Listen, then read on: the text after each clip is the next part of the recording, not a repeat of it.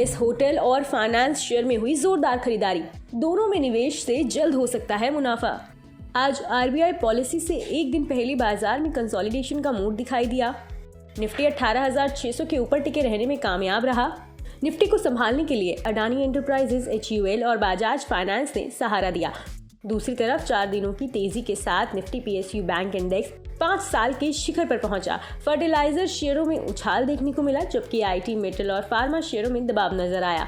इसी बीच चलिए आपको बताते हैं कि डीलिंग रूम्स में ब्रोकरेज हाउस ने किन 2 स्टॉक्स पर दांव लगाया है, किस स्टॉक में आने वाले दिनों में कितने रुपए तक और तेजी नजर आ सकती है, निवेशक किस स्टॉक में अपनी पोजीशन बना सकते हैं या किस में निवेशकों को बिकवाली करनी चाहिए। चलिए बताते हैं आपको डीलिंग रूम्स के 2 खास स्टॉक्स। Indian hotels. 6 दिसंबर को इंडियन होटल्स के शेयर में घरेलू फंड्स खरीदारी करते हुए नजर आए। डीलर्स ने अपने क्लाइंट्स को इसमें गिरावट पर खरीद की राय दी है। डीलर्स को लगता है कि इस स्टॉक में दिसंबर सीरीज में 5 से 7% का अपसाइड मुमकिन है। LIC housing finance.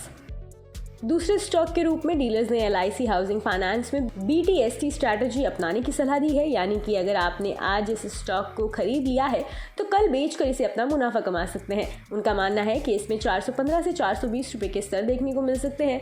आज इसमें 5% का ओपन इंटरेस्ट देखने को मिला। इसके अलावा दिसंबर सीरीज में फ्रेश बाइंग देखने को मिली। CLSA ने अपनी रिपोर्ट में कहा कि हाउसिंग फाइनेंस सेगमेंट की यील्ड में सुधार होता हुआ दिखाई दे रहा है। बता दें कि यहाँ मुहैया जानकारी सिर्फ सूचना हेतु दी जा रही है। मार्केट में निवेश बाजार जोखिमों के अधीन है। निवेशक के तौर पर पैसा लगाने से पहले हमेशा एक्सपर्ट से सलाह लें। मनी कंट्रोल की तरफ से किसी को भी पैसा लगाने की यहाँ कभी भी सलाह नहीं दी जाती है।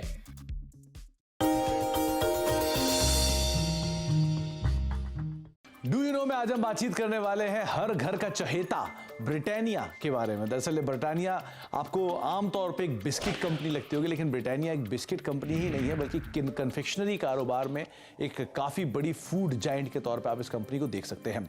इस कंपनी की शुरुआत 130 साल पहले हुई थी और करीब 295 रुपए में उस समय पर इस कंपनी की शुरुआत की गई थी। सेंट्रल कोलकाता के एक छोटे से घर में इसकी शुरुआत हुई थी और वहाँ से धीरे धीरे एक्सपैंड करते करते आज इतना बड़ा स्केल आप ब्रिटानिया का देख रहे हैं।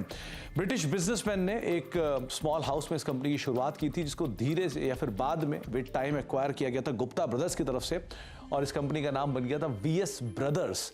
लेकिन विद टाइम इस कंपनी में मल्टीपल चेंजेस हुए ओनरशिप को लेकर, जिसके बाद और फेरबदल हुआ और एक ऐसा भी समय आया 1979 में जबकि नेबिस्को ब्रांड, जो ओरियो के एक संस्थापक के तौर पे जानते हैं, जिनको आप ओरियो बिस्किट को अगर आप जानते हैं तो वो नेबिस्को की ब्रांड रहे हैं, उन्होंने इस कंपनी को एक्वायर कर लिया था। एक मेजर स्टेक करीब 27-28% के आसपास स्टेक वो इस कंपनी के अंदर ओन करते थे।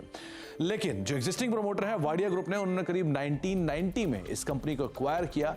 तो आप अंदाजा लगा लिए करीब 3 दशक से ज़्यादा का हिस्सा जो है वो एग्जिस्टिंग प्रमोटर्स के पास इस कंपनी का है।